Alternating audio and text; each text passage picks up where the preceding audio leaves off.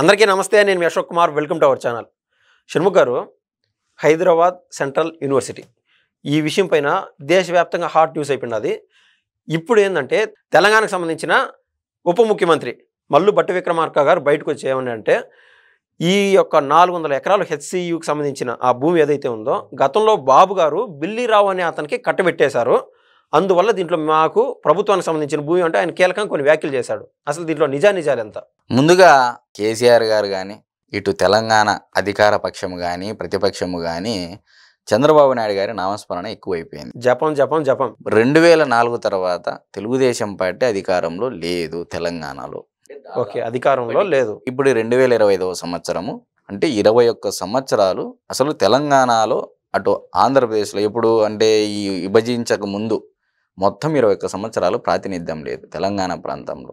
ఒకవేళ టీఆర్ఎస్ అప్పుడు 2014 నుంచి టైంలో కొంతమంది ఎమ్మెల్యేలు గెలిచిన తెలుగుదేశం పార్టీ నుంచి బీఆర్ఎస్ పార్టీ లాక్కోవడం జరిగింది. 16-17 మంది ఎమ్మెల్యేలు తీసేసుకున్నారు. మరి మల్లు భట్టి విక్రమార్క గారు ఏమని మాట్లాడారు? చంద్రబాబు గారు ఢిల్లీరావు అనే ఒక వ్యక్తికి, బిల్లీరావు అనే ఒక వ్యక్తికి ఏదో ఒక రావు కట్టబెట్టారు అని చెప్పేసి అంటున్నారు. అసలు ఈ హెచ్సియు గొడవ ఏంటి? ఒకసారి మనం చూసినట్లయితే మొత్తం భూమి, ప్రభుత్వ భూమి వచ్చేసి 2324 ఎకరాలు.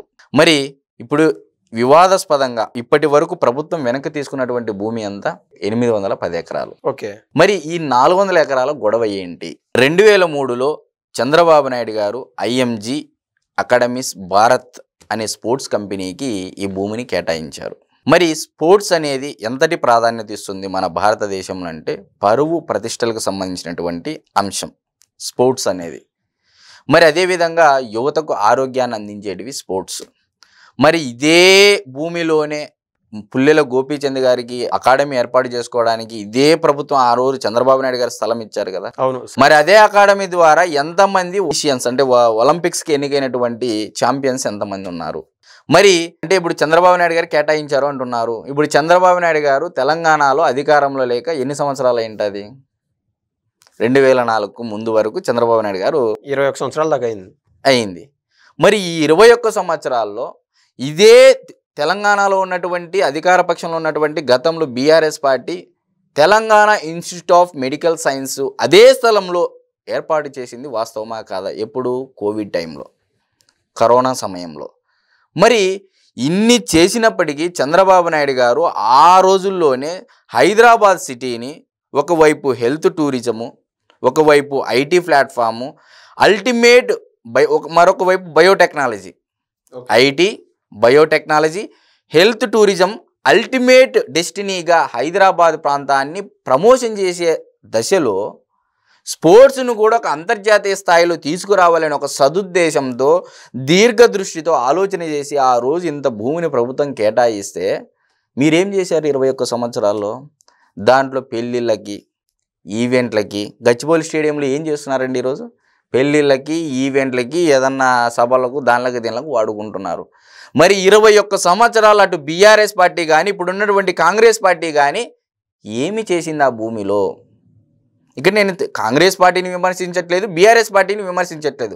కేవలం వీళ్ళు మల్లు భట్టి విక్రమార్క గారు అనేటువంటి వ్యక్తి చంద్రబాబు నాయుడు గారు ఏదో కట్టబెట్టారు, చేశారు అంటున్నారు. కట్టబెట్టడం కాదండి, ఆ రోజు స్పోర్ట్స్ అభివృద్ధి చేయడానికి అంతర్జాతీయ స్థాయిలో మన వాళ్ళను ఆ కంపెనీతో ట్రైనింగ్ ఇప్పించి మన వాళ్ళను కూడా ఆ స్థాయికి తీసుకెళ్లాలని ఒక సదుద్దేశంతో ఆ రోజు భూములు ఇవ్వడం జరిగింది. సరే, మరి ఇప్పుడు మీరు 810 ఎకరాలు అయితే ప్రభుత్వ భూమిని వెనక్కి తీసుకున్నారుగా. ఇప్పుడు సమస్య ఎక్కడొచ్చిందంటే 400 ఎకరాలు కొట్టేసే ప్రాంతం ఇప్పుడు జేసీబీలు వీళ్ళు ఏదైతే చేస్తున్నారో ఆ నెమ్మల యొక్క రోదన, ఆ జంతువుల యొక్క రోదన అనేది ప్రతి ఒక్క మానవుడిని కలిసివేసేటువంటి అంశం. ఇక్కడ రేవంత్ రెడ్డి గారిని నేను విమర్శించట్లేదు, లేకపోతే చంద్రబాబు నాయుడు గారు ఏదో తప్పు చేశారని నేను చెప్పట్లేదు. మరి 2004లో చంద్రబాబు నాయుడు గారు ఇచ్చినటువంటి భూములను 2004లో రాజశేఖర రెడ్డి గారు ఆ భూమి కేటాయింపులు రద్దు చేశారు. ఏ సంవత్సరం అండి? 2003లో చంద్రబాబు నాయుడు గారు ఐఎంజీ భారత్ అనే కంపెనీకి, స్పోర్ట్స్ కంపెనీకి భూములు కేటాయిస్తే 2004లో ముఖ్యమంత్రి అయినటువంటి స్వర్గీయ రాజశేఖర రెడ్డి గారు ఆ భూమి కేటాయింపులు రద్దు చేశారు. ఓకే. మరి తర్వాత ఐఎంజీ అకాడమీ ఏదైతే ఉందో భారత్ అనే కంపెనీ కోర్టుకు వెళ్ళింది. కోర్టుకు వెళితే 18 ఏళ్ల తర్వాత ఆ భూమి తెలంగాణ ప్రభుత్వానికి చెందుతుందని తీర్పిచ్చింది. ఎన్నేళ్ళు? 18 సంవత్సరాల తర్వాత కోర్టు అది తెలంగాణ ప్రభుత్వానికి సంబంధించిందని చెప్పి తీర్పు వచ్చింది. మరి ఇప్పుడు ఈ కేసు 18 ఏళ్ళు కోర్టులో ఉండడం వల్ల ఆ స్థలములో ఏదైతే ఉందో ఆ స్థలంలో భారీగా చెట్లు ఇవన్నీ పెరిగాయి. అది ఒక అడవి మాదిరిగా మారింది. ఇప్పుడు ఇక్కడ తప్పు ఎవరిది? ఇప్పుడు ఈ లెక్క ప్రకారం చూసుకుంటే కేటాయింపులు జరిగిన నాటి నుంచి రద్దు చేసిన వాళ్ళ కాటి నుంచి కోర్టులను కూడా తప్పు పట్టాల్సి వస్తుంది. ఇప్పుడు 18 ఏళ్ళు లేటుగా తీర్పిచ్చింది కాబట్టి అడవులు చెట్లు పెరిగినాయి, దాంట్లో వన్యమృగాలు వన్యప్రాణులు నివాసాలు ఏర్పరచుకున్నాయి అని చెప్పి చెప్పాల్సి వస్తుంది. ఇప్పుడు తెలంగాణ ప్రాంతంలో హైదరాబాదు ఇన్నర్ ప్రాంతంలో అభివృద్ధి చెయ్యొద్దు అని ఎవరు చెప్పట్లేదు, ఇక్కడ చెయ్యాలి. కానీ ఆల్టర్నేట్గా ఆ వన్యప్రాణులను తరలించి వారి యొక్క సంరక్షణకు తోడ్పాటు పడి మనము తర్వాత మీరు కేటాయించండి అనేది ఎవరైనా ఒప్పుకుంటారు. నిజంగా ఈరోజు గచ్చిబౌలి ఆ ప్రాంతంలో 100 ఎకరాలు భూములు ఉండడం వల్ల ఎంత వేల కోట్ల రూపాయల ఆదాయాన్ని జనరేట్ చేయొచ్చు ప్రభుత్వానికి అనేది డెఫినెట్గా అది స్వీకరించాల్సినటువంటి అంశమే, స్వాగతించాల్సినటువంటి అంశమే. కానీ వన్యప్రాణుల సంరక్షణ చట్టం ప్రకారము వాటిని ఒక చోటుకి తరలించి దాని తర్వాత మీరు ప్రాతిపదికన చేసి ఉండింటే సరిపోయింది. అంటే ఇంకొక ప్రశ్న అండి, అమెజాన్ అడవులు ప్రపంచానికి ఏ విధంగా అయితే ఆక్సిజన్ అందిస్తున్నాయో హైదరాబాద్కి మీరు చెప్పేటువంటి ఈ 400 ఎకరాలు అదేవిధంగా ఈ 1600 ఎకరాలు మొత్తం భూమి హైదరాబాద్కు ఆక్సిజన్ అందిస్తుంది. వన్యప్రాణులు వీటి గురించి కూడా కాదు, ఆక్సిజన్ అనేది మెయిన్ ఇంపార్టెంట్. సో దీనికి ఏమంటారు అంటే అడవులని మరి నేను ఇక్కడ కేవలం 400 ఎకరాలు ఉన్నటువంటి చెట్ల వల్లనే ఆక్సిజన్ వస్తూ ఉందా అంటే మరి బంజారా హిల్స్లో ఉన్నటువంటి కేబీఆర్ పార్క్ 5 ఎకరాలు ఉంది. 5 ఎకరాలు పైన 5 కిలోమీటర్ల పరిధిలో ఉంది. అది మొత్తం రౌండ్ వేసుకుని. అవును, మరి దాని ద్వారా ఆక్సిజన్ రాదా? అంటే కార్బన్ డైఆక్సైడ్ వస్తుందా? మరి రోడ్డులో ఉన్నటువంటి చెట్ల వలన కార్బన్ డైఆక్సైడ్ వస్తుందా? ఆక్సిజన్ రాదా? అంటే ఇక్కడ ప్రభుత్వం అనేది డెవలప్మెంట్కి ఉపయోగించాలి ఆ స్థలాన్ని. యూనివర్సిటీ నుంచి కూడా ఇంతవరకు ఎటువంటి ప్రతిపాదనలు రాలేదు, మాకు ఇంతవరకు బార్డర్ అని చెప్పి కూడా చెప్పలేదు. అది కోర్టులో ఉండడం వలన 18 సంవత్సరాలు ఆ రకంగా చెట్లు పెరగడం వల్ల అక్కడ ఆటోమేటిక్గా చెట్లు పెరిగితే ప్రకృతిలో అనేటివి పక్షులు కానీ ఇంకోటి కానీ అక్కడ నివాసం ఏర్పరచుకుంటాయని తెలిసిన అంశము. కానీ ఇక్కడ చేసినటువంటి తప్పు ఏంటంటే వన్యప్రాణులు వారిని ఒక్క చోటుకి తరలించి తర్వాత మీరు చర్యలు తీసుకుంటే ప్రతి ఒక్కరు హర్షించేవారు. ఇప్పుడు ఏమవుతుందంటే ఈ ఫేస్బుక్లో కానీ యూట్యూబ్లో కానీ ఆ వీడియోలు రావడం వలన ప్రతి ఒక్క మనిషి అవి అరిచే తీరు ఏదైతే ఉందో చాలా బాధ కలిగిస్తుంది. చెప్పుకోలేవు బాధ, మేము ఎక్కడికి వెళ్ళాలి, ఇక్కడ కూడా మమ్మల్ని నిరాశ్రయాలు చేశారు అని మానవులు సైతము ఆ విధంగా ఫీల్ అయ్యేటువంటి పరిస్థితికి రేవంత్ రెడ్డి గారు తీసుకొని వచ్చారు. ఇక్కడ నేను చెప్పేది ఏంటంటే యుద్ధ ప్రాతిపదికన మీరు పనులు చేస్తున్నారు, వన్యప్రాణులను సంరక్షించండి, ఇక్కడికి ఎవరికి అభ్యంతరం లేదు.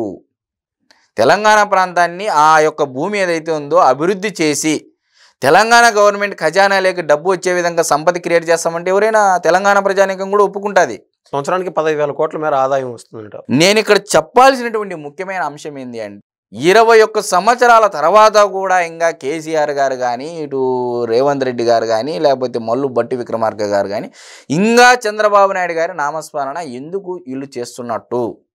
మరి కేసీఆర్ గారి ప్రభుత్వం బంగారు తెలంగాణ 9 సంవత్సరాలు, మరి ఆ బంగారు తెలంగాణలో భాగంగా మరి అదే భూమిని ఏమి చేయకూడదు, ఏమి చర్యలు తీసుకోకూడదు. మరి దాని తర్వాత వచ్చినటువంటి కాంగ్రెస్ ప్రభుత్వము మళ్ళీ లేకపోతే ఈరోజు చంద్రబాబు నాయుడు గారు లేకపోతే రాంకీ సంస్థకి ఇచ్చినట్టో లేకపోతే హిందూ గ్రూప్కి ఇచ్చినట్టో లేకపోతే ఇండోసోల్ కంపెనీకి ఇచ్చినట్టు 1000 ఎకరాలు ఏమీ రియల్ ఎస్టేట్ కోసం కేటాయించలేదు కదా. భారతదేశానికి తలమానికమైనటువంటి స్పోర్ట్స్ పరువు ప్రతిష్టలకు సంబంధించినటువంటి స్పోర్ట్స్కి ఆ భూమిని కేటాయించారు. దానిలో కూడా మీరు వెనక్కి తీసుకున్నటువంటి భూమి 810 ఎకరాలు, మిగిలినటువంటి 400 ఎకరాల్లో ఆ కోర్టు కేసులు ఉండడం వల్ల 18 ఏళ్ల తర్వాత తీర్పు రావడం వల్ల ఈ విధంగా జరిగింది. సో మీరు చెప్తా ఉంటే అండి ఇప్పుడు స్టేడియం గురించి చెప్పారు కదా, అంటే పుల్లెల గోపిచంద్ గురించి. పుల్లెల గోపిచంద్ నేషనల్ ప్లేయర్, అంటే ఒలింపిక్స్ వరకు వెళ్ళాడు. అదేవిధంగా సైనా నెహ్వాల్ ఈ మధ్య చూసాం, పివి సింధు, సైనా నెహ్వాల్, మొత్తం ఈ యొక్క తెలంగాణ ఆంధ్ర వారే. అది కూడా బాబు గారు ఆ రోజు చేసినటువంటి పునాది. మరి ఇదే ఆ స్థలంలో గచ్చిబౌలి స్టేడియంలో కానీ ఇంకోటి కానీ ఏషియన్స్ గేమ్స్ నిర్వహించలేదా వీళ్ళు? ఆఫ్రో ఏషియన్స్ గేమ్స్ అని చెప్పేసి ఆ రోజులో కండక్ట్ చేయలేదా హైదరాబాద్లో గర్వంగా? అవునండి, ఎన్ని చెప్పాలి కదా. చంద్రబాబు నాయుడు గారు ఈ విధంగా చేయడం వల్ల ఇన్ని చేయగలిగాము ఆ రోజుల్లో. కానీ ఆ స్థలాన్ని ఈ విధంగా కేటాయించడం ద్వారా ఈ విధంగా కోర్టులో కేసు ఉంది, అది మాకు సంబంధించినటువంటి అంశం, చంద్రబాబు నాయుడు గారికి సంబంధించినటువంటి అంశం కాదనేది కూడా విషయం కూడా తెలంగాణ ఉప ముఖ్యమంత్రి అయినటువంటి మల్లు బట్టి విక్రమార్క గారు స్పష్టంగా చెప్పాలి. నోరు ఉంది కదా అని చెప్పేసి పారేసుకోకూడదు. వాస్తవాలు కూడా చెప్పాలి. ఇది కేటాయించారని చెప్పినప్పుడు ఆ స్థలంలో కేటాయించిన దాని ప్రకారం ఏమేమి చేశారనేది కూడా చెప్పాలా. ఆయన మీద బాధ్యత ఉంది. ఆయన కూడా ఒక ప్రజాప్రతినిధి కాబట్టి అని నేను చెప్తా ఉన్నాను. ధన్యవాదాలండి. నమస్తే అండి.